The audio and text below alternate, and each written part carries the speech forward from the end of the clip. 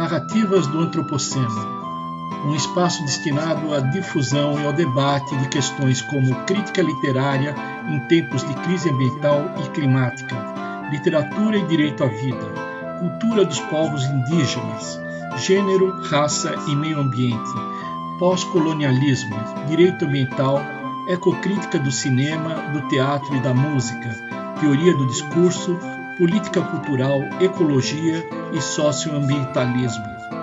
Narrativas do Antropoceno é produzido e apresentado por Guilherme Purvin, especialmente para o podcast da revista PUB Diálogos Interdisciplinares.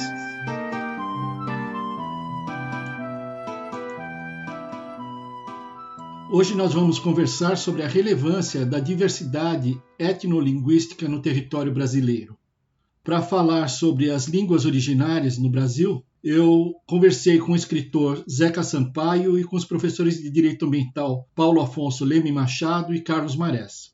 Vamos tentar entender um pouco mais o que foi que aconteceu linguisticamente depois da canetada do Marquês de Pombal, em meados do século XVIII, quando proibiu a língua geral e as demais línguas indígenas em nosso país. O mesmo Marquês de Pombal que foi incensado no poema O Uruguai, de Basílio da Gama, sobre o qual falamos no episódio anterior. O mote desta vez é Lima Barreto e seu romance Triste Fim, de Policarpo Quaresma.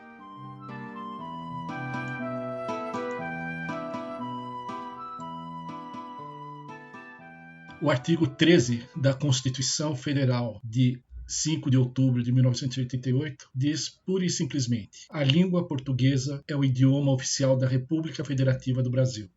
Até meados do século XVIII, 1757 especificamente, a língua falada em quase todo o território nacional não era a língua portuguesa. Era basicamente uma língua geral baseada no tupi, que era falada pelos portugueses, pelas famílias que eles formaram, principalmente em seus casamentos com índias. Então, os mamelucos, os filhos dos portugueses com as índias, todos falavam essa língua geral. Era a língua do espaço doméstico, era a língua da escravidão indígena.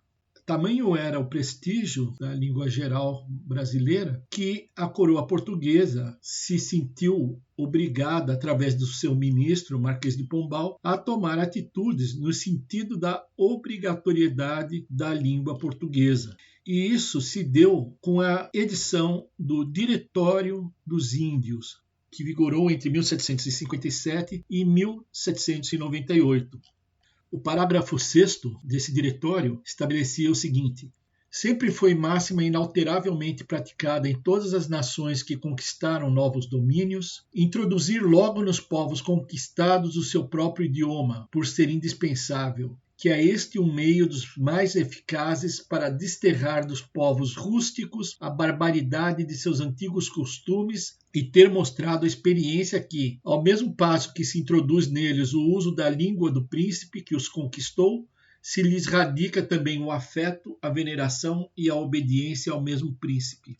E prossegue o diretório: para desterrar este perniciosíssimo abuso, será um dos principais cuidados dos diretores estabelecer nas suas respectivas povoações o uso da língua portuguesa, não se consentindo por modo algum que os meninos e meninas que pertencem às escolas e todos aqueles índios que forem capazes de instrução nesta matéria usem da língua própria de suas nações ou da chamada geral, mas unicamente da portuguesa, na forma que Sua Majestade tem recomendado em repetidas ordens que até agora não se observaram, com total ruína espiritual e temporal do Estado. Nós temos então aqui o diretório do Marquês de Pombal, um documento legal que proibiu o uso de idiomas nativos nas escolas, nas conversas, nos documentos oficiais, tanto dos idiomas nativos em sua pureza linguística, como também da chamada língua geral. E nós tínhamos, então, duas línguas que são chamadas gerais, a paulista e a língua geral da Amazônia, que é o Nheengatu. O Nheengatu ainda é praticado amplamente. Em São Gabriel da Cachoeira constitui um dos idiomas oficiais daquele município. mas a língua geral paulista se acha extinta, restando apenas sinais da sua presença na pronúncia da chamada fala caipira, em especial no R retroflexo, muito característico de algumas regiões no interior de São Paulo.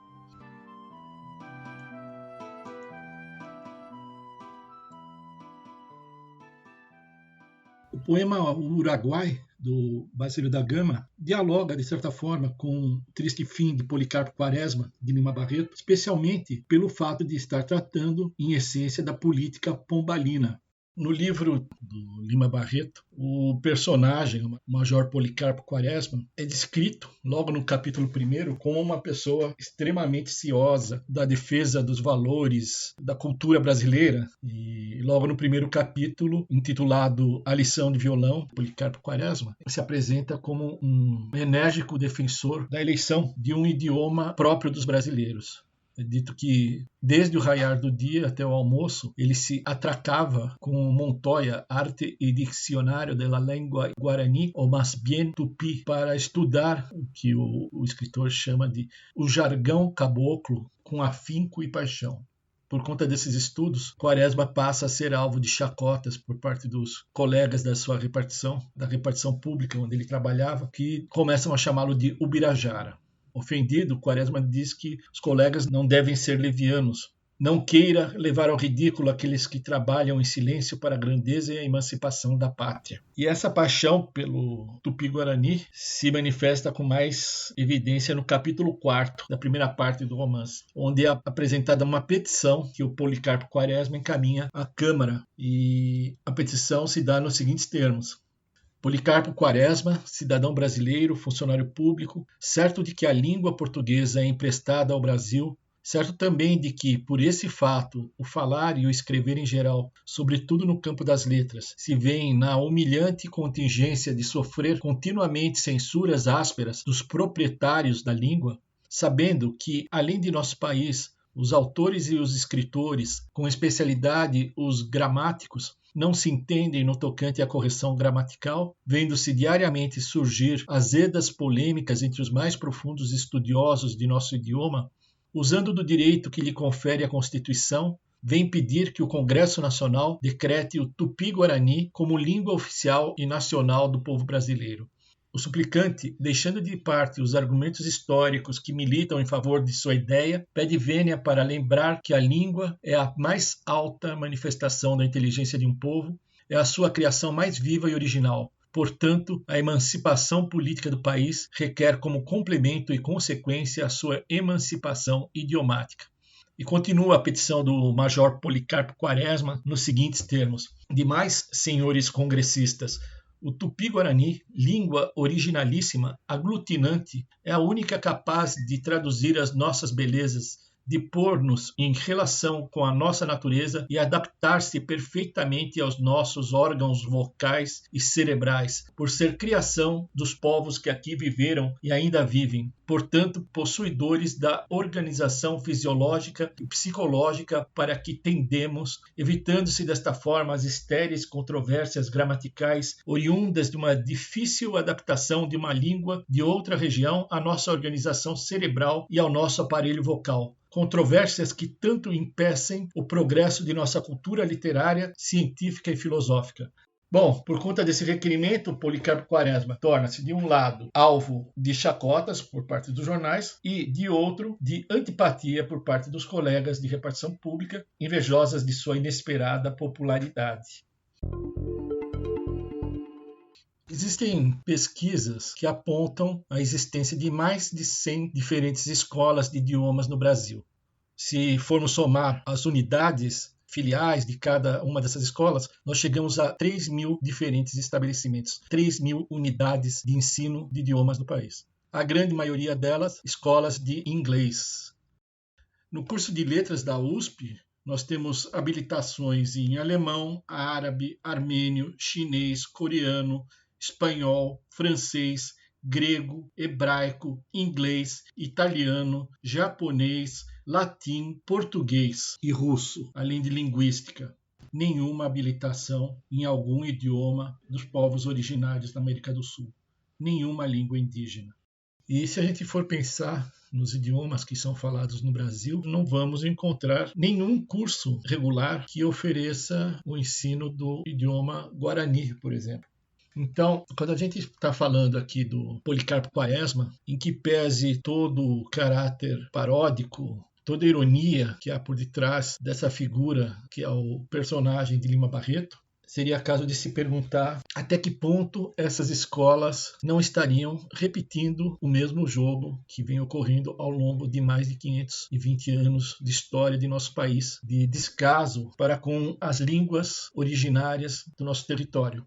É bem verdade que na USP é oferecido um curso de tupi antigo. Inclusive existe um livro publicado pelo professor Eduardo de Almeida Navarro chamado Método Moderno de Tupi Antigo, a língua do Brasil dos primeiros séculos.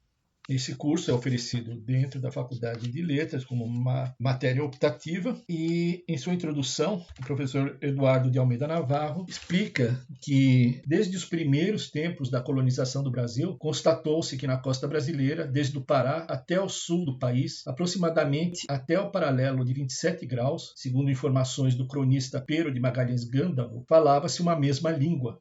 Cardinho nos diz que ela era falada por tupiniquins, potiguaras, tupinambás, temiminós, caetés, tabajaras, tamoios, tupinaés, etc. Já no século XVI, e mais ainda no século XVII, foi dada a ela, pelos portugueses, o designativo de língua brasílica, e ela tinha algumas variantes dialetais. O professor Eduardo explica que não se sabe exatamente qual teria sido o nome dado pelos povos indígenas a essa língua falada na costa brasileira. Mesmo os textos antigos não nos esclarecem qual seria essa denominação. Foi só no século XIX que o termo tupi passou a ser corrente para designar esse idioma. Sempre de acordo com Eduardo de Almeida Navarro, o termo tupi tinha já no século XVI dois sentidos, um genérico e um específico. Como o termo genérico designava os índios da costa falantes da língua brasílica, apresentando o caráter de um denominador comum. Isso prova o auto Na Aldeia de Guaraparim, de José de Anchieta, que foi escrito entre 1589 e 1594. Nos versos 183 a 189, o diabo, o personagem do alto, diz: atravessando o grande mar, voando pela serra, vou para fazer os tupis pecarem. E um outro personagem pergunta: que índios são esses? O primeiro personagem responde: os tupiniquins, habitantes daqui. Ou seja, o José de Anchieta está reconhecendo que tupiniquim é um termo compreendido no termo tupi, empregando este último como um genérico, como um termo de maior extensão. Ao fazer seu personagem perguntar que índios são esses, Anchieta deixa evidente que o tupi designava mais de um grupo indígena. Vamos retomar então essa passagem que já li do Triste Fim de Policarpo Quaresma, a petição enviada à Câmara pelo Major Policarpo Quaresma. Ele pede que o Congresso Nacional decrete o tupi-guarani como língua oficial e nacional do povo brasileiro. É interessante se a gente pensar nessa questão trazida pelo romance de Lima Barreto, que no capítulo 1 ele faz um relato dos livros de ficção, de história, que o personagem tinha em sua estante de livros, em sua biblioteca. De história do Brasil, o Lima Barreto diz que Policarpo tinha os livros dos cronistas, de Gabriel Soares, Gândavo, Rocha Pita, Pereira da Silva, Capistrano de Abreu, além de Hans Staden, Jean de Lery, Saint-Hilaire, etc.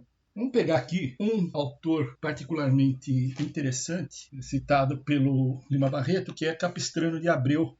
Capistrano de Abreu, que a gente já citou, inclusive, no episódio anterior, quando a gente falou do Uruguai. E, segundo alguns comentaristas, essa relação de livros do personagem coincidia com a biblioteca do próprio escritor, do Lima Barreto. O que Capistrano de Abreu teria a dizer sobre línguas indígenas? Tem um livro de Vitor Leonardi chamado Entre Árvores e Esquecimentos, a Modernidade e os Povos Indígenas do Brasil, História Social dos Sertões. O Vitor Leonardi faz as seguintes considerações. Assim como nem todos os cronistas coloniais transmitiram uma imagem negativa do índio, como Fernão Cardim, por exemplo, também na chamada historiografia tradicional vamos encontrar autores que veem a questão indígena com outros olhos, constituem, porém, uma minoria. É o caso de Capistrano de Abreu, que em seus capítulos da história colonial considera que cumpria amparar a pobre gente das violências dos colonos, Refere-se ele à cobiça dos colonos, aos governadores venais, aos padres e frades simoníacos, aos legisladores incoerentes, à legislação instável, aos papéis sediciosos, às expulsões e exprobações, terminando por dizer, apoiado em palavras de Vieira, que os alicerces da sociedade brasileira assentaram-se sobre sangue. Com sangue se foi amassando e ligando o edifício. Estamos aqui, portanto, muito distantes daquele quadro idílico no qual a cordialidade aparecia como um dos traços mais característicos da formação histórica brasileira. O interesse de Capistrano de Abreu pelo tema do índio foi ainda mais longe, levando-o a estudar a fundo a língua dos índios Kaxinawá, do Acre.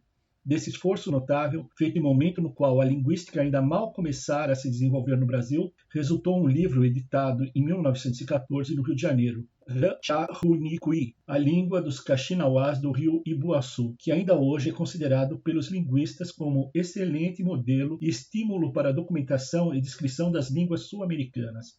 É o que diz o linguista Arion Dalinha Rodrigues, da Universidade de Brasília. O que a gente percebe, então, é que havia a época em que Lima Barreto escreveu Triste Fim de Policarpo Quaresma, uma etnolinguística, um estudo incipiente das várias línguas faladas pelos povos originários. O site do Instituto Socioambiental nos fornece explicações bastante claras sobre o que são e quais são as línguas faladas no Brasil pelos povos indígenas. A informação é de que hoje nós temos mais de 160 línguas e dialetos falados no nosso país, que integram um acervo de quase 7.000 línguas faladas no mundo contemporâneo. Tupi vem a ser um tronco linguístico. Então, como nós temos, por exemplo, o tronco indo-europeu. O indo-europeu se subdivide em famílias, a família latina, a celta, a eslava, a germânica. E dentro de cada família nós temos as línguas específicas. O português é uma língua que integra a família latina do tronco indo-europeu. O irlandês é uma língua da família celta, também tronco indo-europeu. Então, o português, o espanhol, o francês fazem parte da mesma família, mas são línguas diferentes. No Brasil, nós temos dois grandes troncos, que são o Tupi e o Macro-G. E além desses dois grandes troncos, nós temos 19 famílias linguísticas que não têm graus de semelhança suficientes para que se possam ser agrupadas em troncos. Algumas famílias são formadas por apenas uma língua. São chamadas línguas isoladas, que não revelam nenhuma parecência com outra língua conhecida. O ISA, baseando-se numa classificação do professor Arion Dalinha Rodrigues, apresenta então o seguinte quadro linguístico no Brasil. No tronco Tupi, nós temos as famílias Tupi-Guarani, Ariquém, Aueti, Juruna, Maué, Mondé, Puruborá, Munduruku, Rama-Rama e Tupã. Quando o major Policarpo Quaresma propõe a adoção do Tupi-Guarani como idioma, na verdade ele está se referindo a alguma língua integrante da família Tupi-Guarani, que, por sua vez, pertence ao tronco Tupi. Por exemplo, o Camaiurá, o Anambé. Guarani é uma língua da família Tupi-Guarani, tronco Tupi.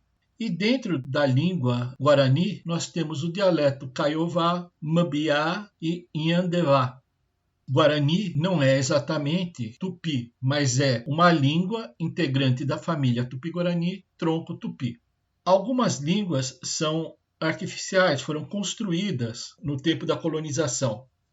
Por exemplo, o Nhangatu é uma língua que é considerada a língua geral amazônica, e ela se distingue da língua geral paulista, que hoje está extinta. O Nhangatu é um nome considerado artificial que foi dado pelo general Couto de Magalhães num livro de 1876 chamado O Selvagem. Por outro lado, nós temos um segundo grande tronco, que é o tronco Macro-G. Dentro do tronco Macro-G, nós temos as famílias Bororo, Krenak, Guató, G, Carajá e Até. São famílias do tronco Macro-G. E dentro dessas famílias nós temos as diversas línguas. Por exemplo, a língua Krenak, da família Krenak, tronco Macro-G. Ou então a língua Pataxó, da família Machacali, do tronco Macro-G. Ou a língua Iaté, da família Iaté, tronco Macro-G. E são línguas e famílias de um tronco diferente do tronco Tupi.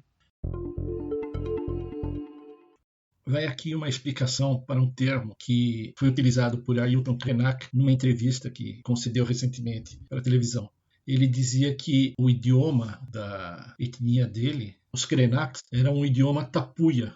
Tapuia significa todo povo indígena que não fala uma língua do tronco linguístico tupi.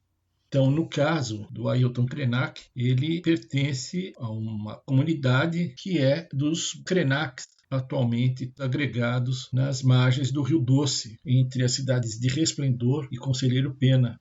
Ali eles têm uma reserva de 4.000 hectares. Tapuia não é uma tribo específica. Na verdade, os tupis chamariam de tapuias todos os que não eram, como eles, tupis. Para os portugueses, tapuia significava inimigo, já que eram os povos originários com os quais eles não conseguiram formar uma aliança. Temos também outras famílias que não pertencem nem ao tronco Macro-G, nem ao tronco Tupi, como o Aikaná, o Arauá, o Aruac. Dentro do Aruac, nós temos a língua Terena, a língua Wapixana, pertencem à família Aruac. Uma língua particularmente interessante é a ticuna. A língua ticuna integra a família ticuna e não faz parte nem do tronco Macro-G, nem do tronco Tupi.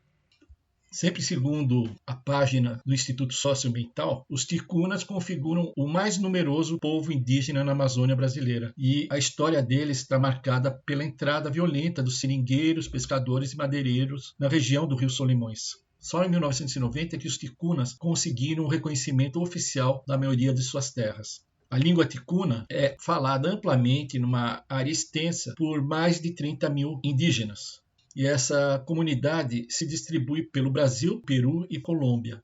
No lado brasileiro, o número de comunidades ticuna é superior a 100 aldeias, que estão localizadas em diversos municípios do estado do Amazonas, como Benjamin Constant, Tabatinga, São Paulo de Olivença, Amaturá, Santo Antônio do Içá, Jutaí, Fonte Boa, Tonantins e Beruri.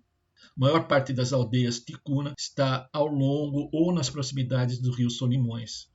Qual é a especificidade do ticuna? É o fato de tratar-se de uma língua tonal. É uma língua geneticamente isolada.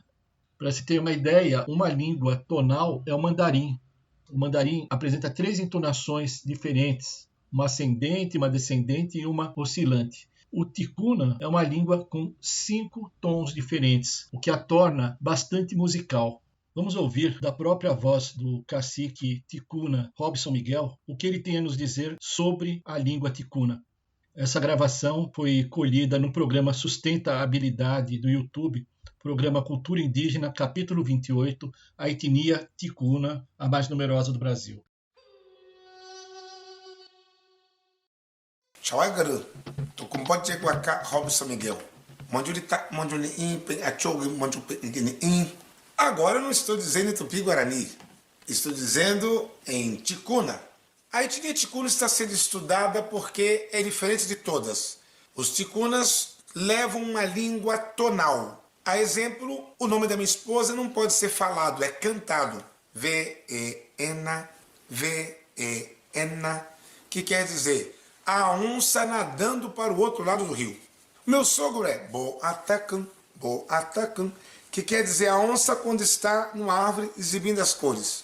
Minha cunhada, Juena, Juena, que quer dizer a onça quando dá o bote.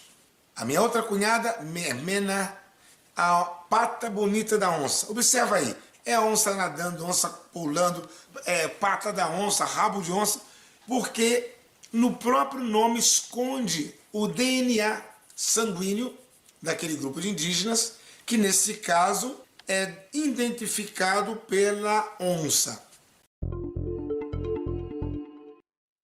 O portal da Prefeitura do município de São Gabriel da Cachoeira, no estado do Amazonas, informa que, em razão da aprovação da Lei Municipal 145 do ano de 2002, aquele município se tornou o primeiro no país a contar com mais de uma língua oficial. A língua oficial do país é o português, mas em São Gabriel da Cachoeira existem mais 13 idiomas oficiais do município: o Nhengatu, o Tucano e o Baniwa. Essas línguas tradicionais são faladas pela maioria dos habitantes daquela cidade, dos quais desses, 85% são indígenas. A experiência de São Gabriel da Cachoeira, com seu pluralismo linguístico, já influencia outros municípios do estado do Amazonas e de outros estados da federação.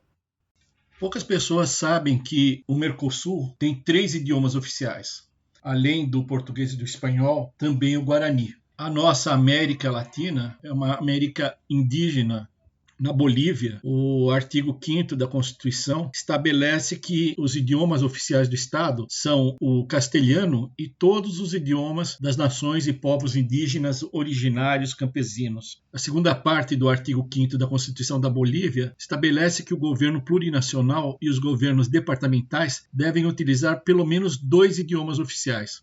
Um deles deve ser necessariamente o castelhano, e o outro se decidirá tomando em conta o uso, a conveniência, as circunstâncias, necessidades e preferências da população em sua totalidade ou do território em questão. No Peru, o artigo 48 da Constituição também dispõe que são idiomas oficiais o castelhano e, nas zonas onde predominem, os idiomas quechua, aimará e as demais línguas aborígenes, segundo a Lei 29.735, que regulamentou o artigo 48 da Constituição daquele país, estabelecendo normas sobre o uso, a preservação, o desenvolvimento e a difusão das línguas originárias, ou seja, de todas as línguas que são anteriores à difusão do idioma espanhol e que se preservam e empregam no âmbito do território peruano.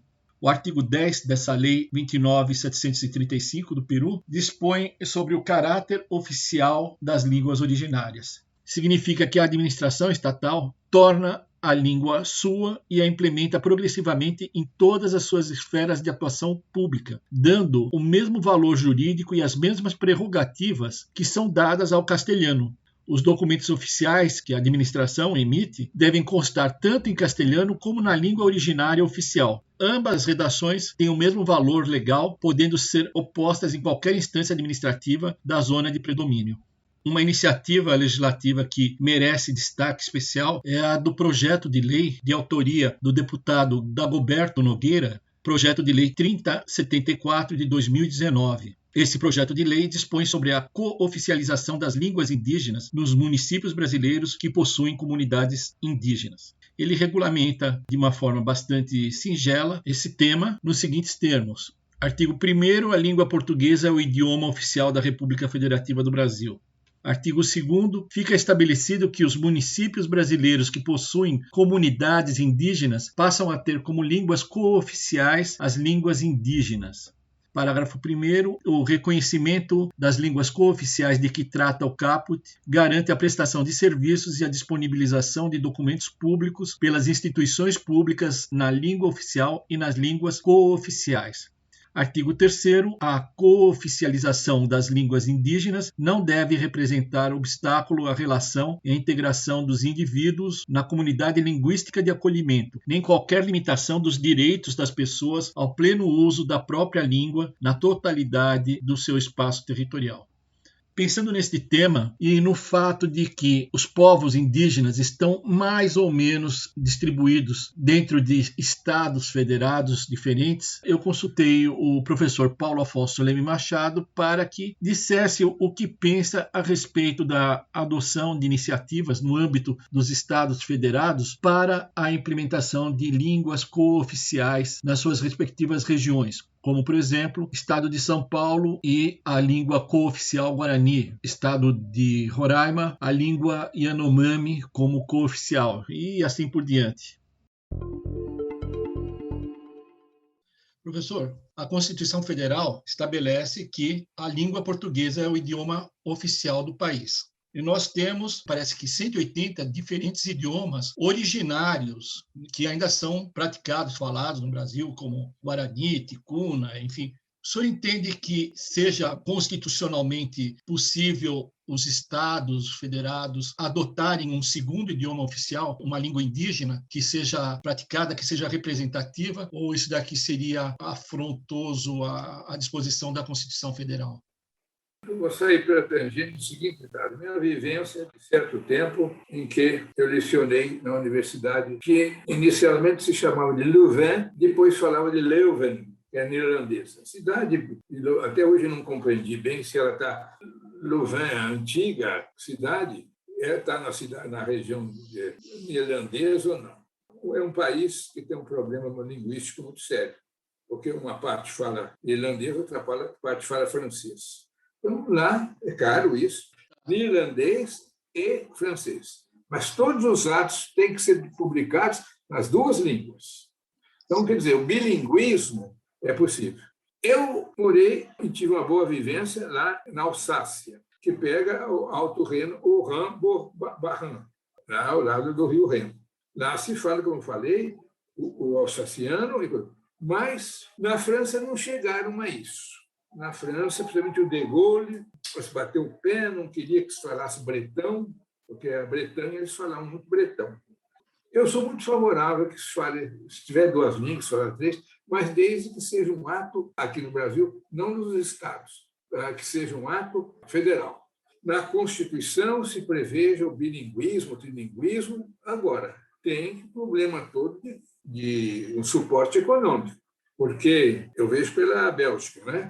A Bélgica, tudo é publicado duas vezes, até é interessante, até o rei, quando fala lá, não sei se você sabia disso, ele faz uma parte em francês e outra parte em neerlandês. Toda vez é assim. Quer dizer, para se dirigir às duas populações. Eu acho que tem que se levar em conta, sim, toda essa vivência dos indígenas, o direito deles terem língua, mas que isso tudo seja legislado. Não é nenhum, e você não está falando nada de errado, nada. Agora, eu acho que não pode ser, aí nós iríamos fraccionar muito o nosso sentido de unidade nacional, se fosse deixar aos estados fazer isso. Seria um ato deliberado pela Constituição do Brasil. Em setembro de 2018, nós realizamos os segundos diálogos interdisciplinares sobre direito, meio ambiente e literatura. Fazia 2 meses, então, eu havia assistido a uma palestra de Davi Kopenawa, numa mesa organizada pelo Sesc Camboré, na Flip daquele ano. E nessa palestra, Kopenawa pediu licença ao público para falar em sua língua Yanomami. Ficou assim falando por quase 10 minutos num idioma completamente desconhecido. Depois ele voltou a falar em português, uma fala perfeitamente compreensível, e naturalmente ele falou sobre esse tema, a importância da preservação de todas as línguas indígenas. Ainda pensando naquela palestra, nesse congresso do IBAP eu propus que fosse inserida na carta do Congresso, a carta com as conclusões do Congresso, um tópico recomendando o ensino dos fundamentos de pelo menos uma língua originária no ensino fundamental e médio em todo o país. Não com a intenção de substituir a língua oficial, mas como forma de incentivar a compreensão de poéticas, de cosmogonias diferentes daquela europeia que a gente aprendeu. Algo que fosse para além do ensino técnico dos idiomas, que tem sido ministrados mais para alimentar um sonho de ficar rico na multinacional inglesa, ou alemã, ou japonesa, ou coreana. Uma disciplina que tivesse um conteúdo humanístico, agregando elementos de antropologia, geografia, de história, que permitisse a sensibilização para a arte dos povos indígenas brasileiros. Bom, aquela proposta foi rejeitada, tendo sido apresentadas várias objeções, principalmente de caráter técnico e financeiro. Então eu preferi retirar de pauta a proposta, mas o discurso de Davi Kopenawa continuou presente em minhas reflexões, continuou ecoando e, de certa forma, foi até um ponto de inflexão, aquela palestra no Sesc Camboré em 2018. Por isso eu perguntei ao escritor Zeca Sampaio, que é autor do romance Tamoios, Genocídio em Nome de Deus, um livro lançado há questão de 1 mês pela editora Terra Redonda, sobre o que pensava desta proposta.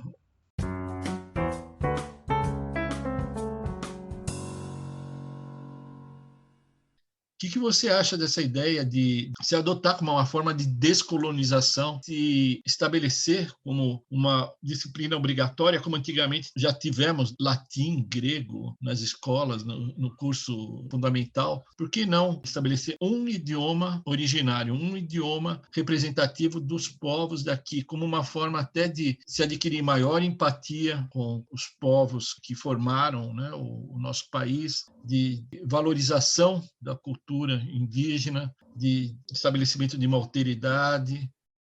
Eu acho que esta coisa do Nhengatu ter se tornado uma língua geral brasileira e o Portugal ter proibido foi uma oportunidade grande que nós perdemos de uma criação de identidade nacional. Era um momento como é, por exemplo, no Paraguai, que a língua é o espanhol e o guarani. Ou quando você vai no Peru e você vê que os indígenas do Peru todos falam quechua, e eles se consideram quechuas.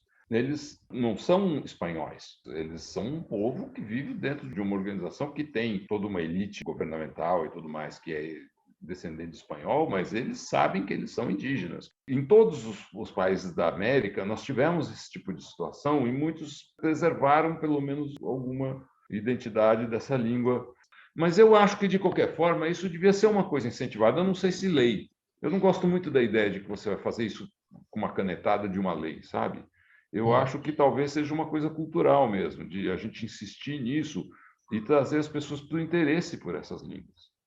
Né? Essas línguas podem, se elas começarem a gerar interesse, porque elas têm uma poética própria, porque elas têm uma maneira, elas mostram uma maneira de ver o mundo.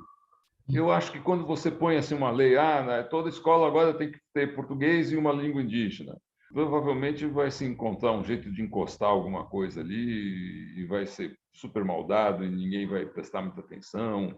E daqui a uns anos vão dizer, tá vendo, não funcionou e vão tirar. Entendeu? Eu não acredito muito que é por aí, por uma obrigação, assim. Embora às vezes isso seja necessário, pode ser.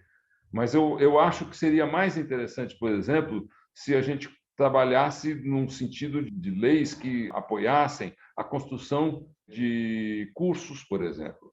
A Letras da USP, além de ter o tupi que tem lá, tinha que ter o guarani, tinha que ter o caigangue, tinha que ter as línguas que se falam na região. E se você tiver um grupo ali estudando, você poderia, de alguma forma, tentar incentivar para que isso acontecesse em outros lugares também.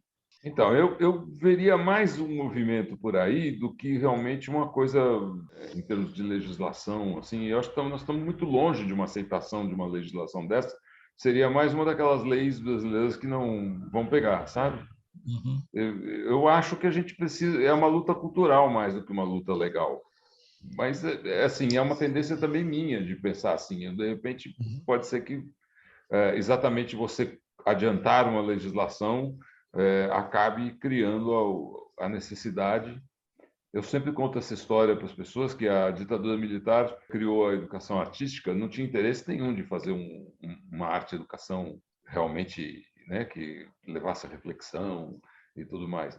Mas tem o efeito que é colateral, né? Eles, ao criarem isso, eles criaram uma classe de professores de arte. Um monte de gente fez o curso, um monte de gente começou a dar aula que não existia antes. E essas pessoas começaram a se reunir em congressos, começaram a se reunir em grupos e tentar descobrir como é que a gente dá aula de artes. E daí surgiu esse movimento de arte e educação liderado pela Ana Meire Barbosa, que acabou transformando toda a arte e educação no Brasil. Então, de fato, de repente, você cria com legislação essa coisa de uma língua que precisa ser dada, você cria imediatamente uma classe de pessoas que vão estudar isso, porque vão ver nisso uma oportunidade para um emprego, né? Vão estudar, vão aprender e vão começar a estudar. E aí, de repente, isso se torna um movimento. Pode ser um caminho também. É claro que existe sempre o interesse comercial. O espanhol vem para o currículo por conta do Mercosul. Né? Eu falei do Guarani porque eu acho que o Guarani é um idioma mais próximo daqui de São Paulo, né? E abrange muita gente aqui em São Paulo. Eu digo muita gente proporcionalmente ao número de povos indígenas que ainda existem, falam Guarani, e no Paraguai também. Os guaranis, eles ocupavam toda essa região aí do Paraguai, do Mato Grosso, do oeste dos estados do sul do Brasil, né? Norte da Argentina, onde eram as missões, né? Onde foram feitas as missões, ali eram todos guaranis. E quando os tupis são desindianizados ou exterminados aqui no litoral, os guaranis começaram a migrar para cá porque eles têm esse mito da terra sem males que fica depois do oceano, né? Então eles vêm sempre do leste, né? Eles estão sempre em busca do leste. E hoje eles são o povo principal que tem aqui, porque eles se preservaram um pouco mais lá e agora, com o passar dos anos, foram vindo para cá. Os tupis que existiam aqui não tem mais. Os tupis que sobraram, eles foram para o interior, foram para a Amazônia, né? No Nordeste existem grupos tupinambás razoavelmente ainda conservados. Mas, por exemplo, todas as reservas que a gente tem no litoral aqui de São Paulo são guaranis, não são tupis. Não existe reserva tupinambá no litoral de São Paulo. Acho que seria aqui, na região, hoje, o Guarani teria uma força maior como língua viva ainda e que está atuante com os indígenas que estão aqui. Por outro lado, eu acho, por exemplo, o tupi seria muito interessante por esta característica que ele tem de ampliação do país inteiro. Praticamente todo o litoral brasileiro ele tem uma relação com a língua tupi. Essa é a parte mais difícil, mas a parte que eu acho que seria mais interessante da sua proposta. Quando você fala uma língua nova, você aprende a olhar o mundo como essa língua vê. Porque cada língua é uma maneira de olhar para o mundo, né? Ela tem uma estrutura de olhar para o mundo. E você, aprendendo um pouco, embora eu não seja um especialista no tupi, nem tenha uma fluência, nem nada, mas o pouco que eu aprendi do tupi me permitiu olhar também para essa realidade, para essa história, com um outro olhar. E isso eu acho que seria muito interessante se a gente pudesse trazer um pouco disso. A gente conclui o episódio de hoje de Narrativas do Antropoceno com mais um trecho da entrevista concedida pelo professor Carlos Marés, ex-presidente da FUNAI e professor de Direito Socioambiental da PUC do Paraná.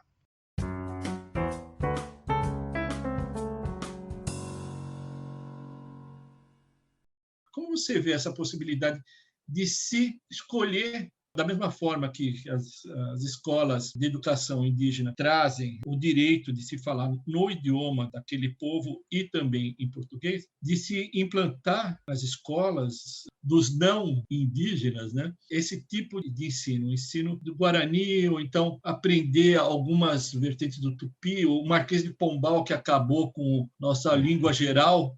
Como você acha muito utópico, muita fantasia isso? Como é que você vê essa ideia? Eu acho que não se faz isso pela arrogância e a prepotência do império mesmo, não é? O que vai falar a língua do bárbaro, né? O bárbaro que fala a nossa, não é assim? É a lógica do imperialismo, a lógica dos impérios. Eu acho que sim, eu acho que cada região devia ter a sua, porque também não faz nenhum sentido você, em Tabatinga, ensinar Guarani. Primeiro, não vai ter um professor que saiba. Segundo, não vai ter com quem se trocar duas palavras. Então, em Tabatinga tem que ensinar ticuna. Não é? Assim como em Boa Vista, provavelmente a língua seria Yanomami. Não é? Não faz muito sentido você fazer trocas regionais de língua.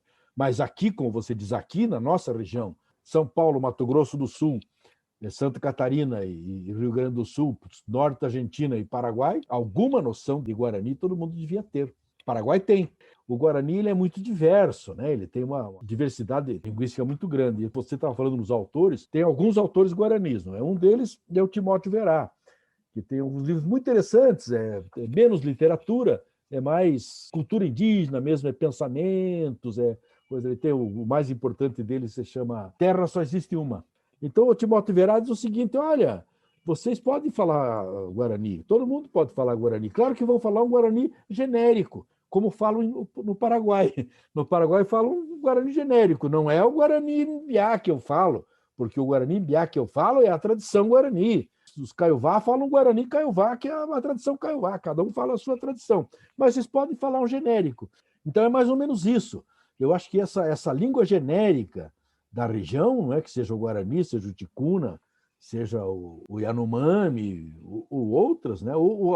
Você sabe que a língua geral tem povos que ainda falam a língua geral. A língua geral não acabou totalmente no Brasil, né? Alguns povos tupis lá do Alto Rio Negro falam em Anderu ainda, né? Aprenderam a falar, tiveram que falar e acabaram tomando como sua própria língua em Anderu. Existem alguns municípios que, inclusive, adotam. Isso. São Gabriel da Cachoeira, por exemplo. São Gabriel da Cachoeira são...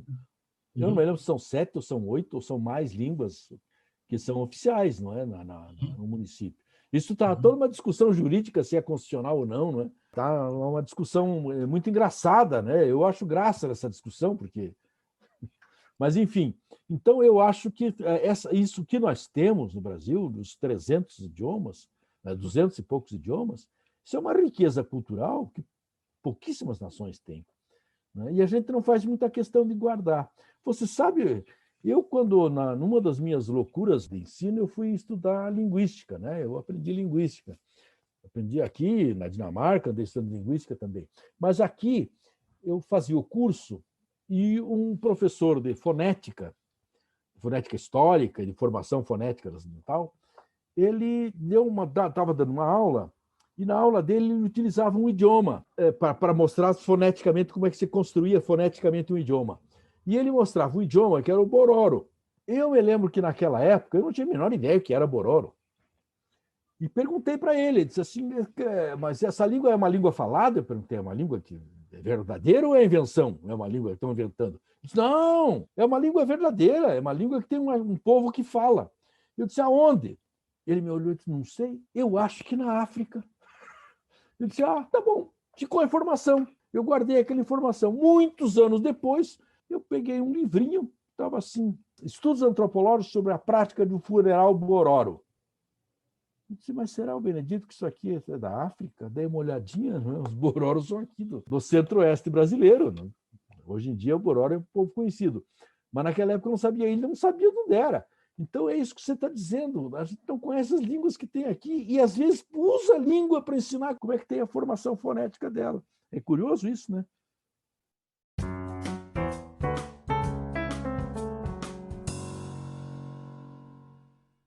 Bom, como deu para sentir na preparação deste episódio sobre etnolinguística e povos indígenas, é muito difícil a gente tratar de todos os temas essenciais em menos de 1 hora. De qualquer forma, fica valendo este episódio como uma introdução para um estudo posterior, mais aprofundado, sobre essa questão tão instigante. O que eu gostaria de deixar aqui no final registrado, primeiramente, é o meu ponto de vista jurídico, na condição de professor de direito ambiental, a respeito da questão posta da constitucionalidade da adoção de idiomas cooficiais por municípios ou mesmo por estados federados. Eu entendo que, em não se tratando de substituição de um idioma, mas da introdução de um idioma cooficial, não existe absolutamente nenhum vício de inconstitucionalidade na edição de leis estaduais ou municipais, adotando mais do que um idioma para fins de implementação da cidadania dos povos originários.